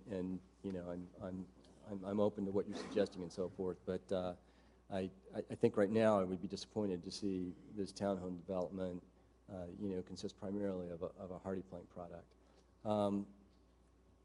And with respect to the structured parking, to follow up on what John said, and you mentioned something about open on the ends to allow for natural light and so forth. Again, what I'm envisioning is our structured parking facilities of a quality, that we see in the Arena District, for example. It's not to say that they can't be open on the ends and so forth, but it's that kind of quality, that I think most of us think of. We don't have a lot of experience. I mean, certainly we're familiar with parking structures, but we don't have a lot of experience with parking structures, within the city of Dublin. I think a lot of what exists is very traditional suburban office type parking structures, and I don't think that that's what we want to see, and I don't think that's what you want to see, in your development either. So, thank you very much. Can I bring up one other thing, just because I happened to take an architectural boat tour this weekend in Chicago, and when you were showing those business buildings where you said corner offices, that there was a really interesting building in that tour that I'm sure you're familiar with it. It was glass also. And what they were trying to accomplish was that many people could have windows, and corner offices, because that's such a big thing. And of course, here you want the vision for the river and green space and all that. And so what they ended up doing was they did like, instead of just a typical, and we got an office here and an office here, they did multiple layers of it. And so that you had a lot of people having the capability of having the corner office, And you might look at something like that. I don't know, I can't remember the name of the building, but I probably could find out. But that's your job, you can do that. Okay. Well, I can tell you that's a concept we use a lot in residential buildings as well, because you can have two corner units or one, and in the same way. By taking a negative space out of the corner where it's appropriate, you can create two corner units in that way too. In office, you can do lots of interesting things too. It's great. Any more? The other comment I have is, I know you read the sign ordinance, which is all about really creative signage, exciting signage, interesting signage that borders on art for the restaurants and some of the things. And the other thing I was, which put me in mind of thinking about art in public places. The city's committed to really high-quality street furnishings and, as you know, and materials. And I'm just wondering that as you're working your way through your spaces, if you guys have thought about places for art in public places, or nodes that are interesting, or have water features or water details or something coming out of buildings, and those kind of embellishments that makes the whole experience just a lot more wonderful. So, and I'm sure you really got this on a short timeline. And every 2 years the city commissions a pretty major art project. So, I mean, it's not like we have 10 years of these that we could put into your project. So I would hope that you guys are considering something either on the, whether it's on the ground plane and done in some kind of patterning, or on the elevations of some of the buildings that, where you've done something to make them a lot more interesting. So I just want you to keep that in mind. Okay. Well, I think there's lots of opportunities, like you said, in these plaza spaces that we're creating. And it could be a matter of doing some pre-planning with the city where we identify places for future years where they stand on their own in day one, and they're great places to be, but that it can be an additive competition that happens, and we love that. That'd be an exciting thing to do. Well, and I think I speak for everybody in I think partnering with you and taking on this endeavor, which is really exciting, is going to change the entire city of Dublin and give it a whole new look and a whole new place to go and enjoy it. And it's really quite the adventure, and I think you guys have been so far really good partners, and you've lived up to your side of the bargain, so I think we all appreciate that. I would agree with what John just said. But Terry, I do have a sort of an ending question for me, is that the time frame that Mr. Yoder spoke about is substantially different than the time frame that was presented at the beginning of the meeting. So I'm having trouble reconciling that. Yeah, we've been having those discussions with the developers as well. And I think one of the big challenges on that, as Nelson's pointed out, is we have to have an economic development framework that works. And this amount of subsurface and structured parking, quite honestly, is exceedingly expensive. So we have to have a framework that makes sense. And we've had meetings, and they're exploring additional kind of models and real creative sources of capital to try to fill those gaps on there. But we try not to get too far in front of ourselves with a development review and approval process that doesn't have a development framework that we know is workable and we're in a position to recommend to you. So I think our energies are focused on moving all things forward on all tracks. But I think if that starts to emerge, the development agreement becomes clear, I think everyone's best efforts to try to expedite and make these things happen, knowing that it's probably as big and complex a project as we've ever seen, and kind of getting it right is going to be everybody's objective. Yeah, well, Terry, it's, I don't know what I was expecting to see here tonight, but I agree with you. The economic element of this, I think, is key, and we obviously didn't talk much about it. I'm a little disappointed in that, but hopefully we do have an opportunity, because without that economic arrangement, this isn't going to work. And I would like to see more toward that end, probably sooner than later. Is there any more comments? Or I want to thank you for coming this evening. Thank you. And your presentation. And P&Z, I guess you have a lot of work to do. Materials, transportation models, all those things. I know you guys were just thinking about all those things, and we didn't get around to that, but I got a feeling we're going to have more and more discussions with these folks. So with that said, this part of our meeting is now concluded, and I would make a motion that we adjourn into executive session for land acquisition and legal matters. Second it. Ms. Saleh?